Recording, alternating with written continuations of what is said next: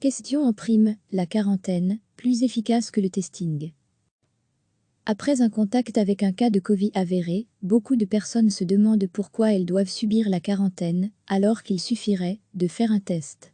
Si cette solution semble simple et facile à mettre en place, cela ne correspond pas du tout à la réalité du virus.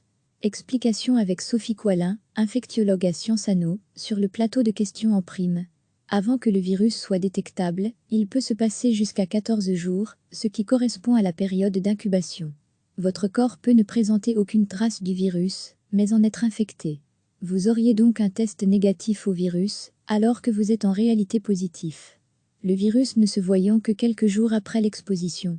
C'est donc au bénéfice du doute, et pour une question de santé publique, que le choix de la quarantaine a jusqu'ici prévalu sur le test.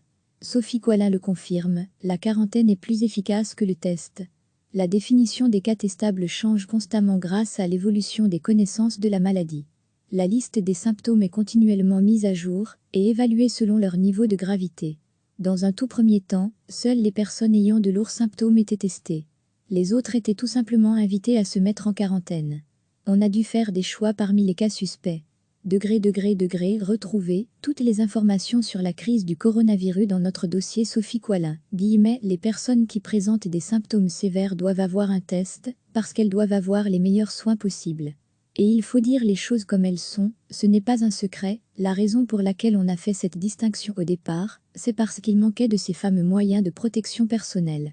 Il était donc impossible de demander à des médecins de faire des tests, alors que la santé des patients ne le nécessitait pas.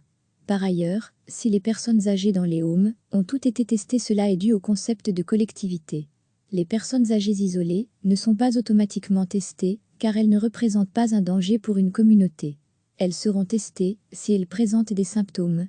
Les tests sérologiques, qui permettent de détecter votre réaction immunitaire face au virus, sont intéressants surtout pour étudier l'évolution de la maladie au sein de toute une population ou d'un groupe. Par contre, l'utilisation de ces tests pour des applications diagnostiques est relativement limitée. Pourquoi ?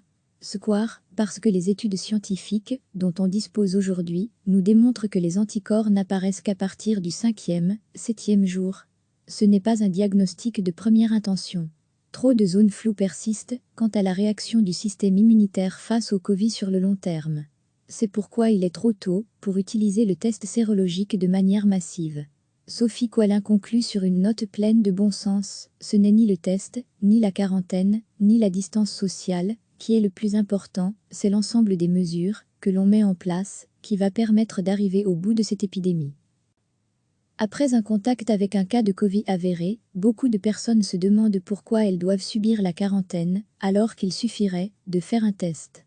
Si cette solution semble simple et facile à mettre en place, cela ne correspond pas du tout à la réalité du virus. Explication avec Sophie Coilin, infectiologue à Sciences Anno, sur le plateau de questions en prime. Avant que le virus soit détectable, il peut se passer jusqu'à 14 jours, ce qui correspond à la période d'incubation. Votre corps peut ne présenter aucune trace du virus, mais en être infecté. Vous auriez donc un test négatif au virus, alors que vous êtes en réalité positif. Le virus ne se voyant que quelques jours après l'exposition. C'est donc au bénéfice du doute, et pour une question de santé publique, que le choix de la quarantaine a jusqu'ici prévalu sur le test. Sophie Coilin le confirme, la quarantaine est plus efficace que le test.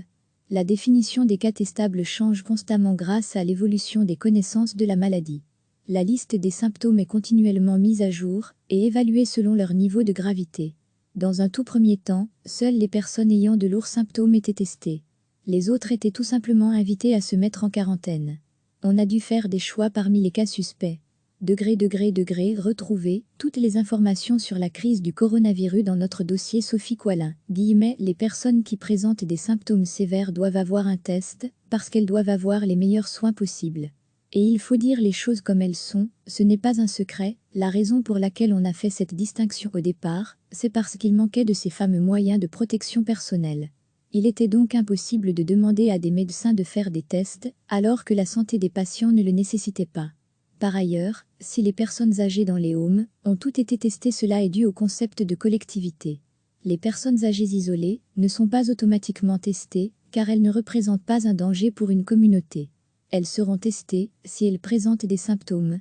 Les tests sérologiques, qui permettent de détecter votre réaction immunitaire face au virus, sont intéressants surtout pour étudier l'évolution de la maladie au sein de toute une population ou d'un groupe. Par contre, l'utilisation de ces tests pour des applications diagnostiques est relativement limitée. Pourquoi ? Parce que les études scientifiques, dont on dispose aujourd'hui, nous démontrent que les anticorps n'apparaissent qu'à partir du 5e, 7e jour. Ce n'est pas un diagnostic de première intention. Trop de zones floues persistent quant à la réaction du système immunitaire face au Covid sur le long terme. C'est pourquoi il est trop tôt pour utiliser le test sérologique de manière massive. Sophie Coilin conclut sur une note pleine de bon sens. Ce n'est ni le test, ni la quarantaine, ni la distance sociale qui est le plus important, c'est l'ensemble des mesures que l'on met en place qui va permettre d'arriver au bout de cette épidémie. Cliquez sur s'abonner pour recevoir les dernières nouvelles.